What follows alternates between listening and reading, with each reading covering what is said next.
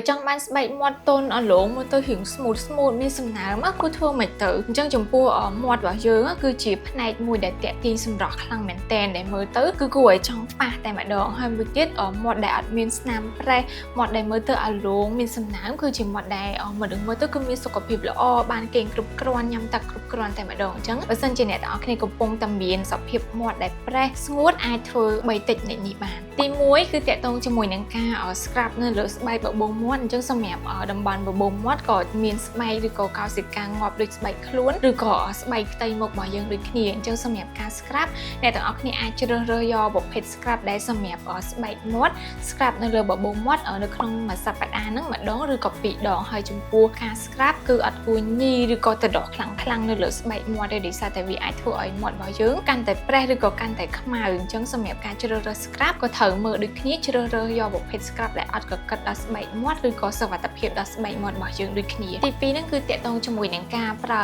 ជាប្រភេទ lip balm ឬក៏ cream ព្យាបាលបបូរមាត់នៅពេលយប់អញ្ចឹងពេលយប់គឺជាពេលដែលកោសិការបស់យើងលូតលាស់មិនថាកន្លែងណាក៏ដោយនៃរាងកាយគឺវាចាប់ផ្ដើមធ្វើការលូតលាស់សាជាថ្មីហើយអញ្ចឹងអ្នកទាំងអស់គ្នាអាចប្រើជាប្រភេទ lip balm ដែលជួយទៅលើប្រភេទស្បែកមាត់ទៅតាមប្រភេទស្បែកដែលអ្នកទាំងអស់គ្នាជ្រើសរើសដូចជាប្រភេទព្យាបាលបបូរមាត់ឲ្យទន់រលោងព្យាបាលបបូរមាត់ឲ្យបាត់ប្រេះឬក៏មានពណ៌ផ្កាឈូកជាដើមទៅតាមចំណង់ចំណូលចិត្តឬក៏ទៅតាមបញ្ហាស្បែកមាត់ដែលអ្នកទាំងអស់គ្នាកំពុងតែជួបទី3គឺតាក់ទងជាមួយនឹងការលាប lip balm ដដែលក៏ប៉ុន្តែនៅលាបនៅពេលព្រឹកជាមួយនឹងពេលថ្ងៃអញ្ចឹងនៅពេលព្រឹកជាមួយនឹងពេលថ្ងៃអាចរើសជាប្រភេទ lip balm ឬក៏ cream ព្យាបាលមាត់ណា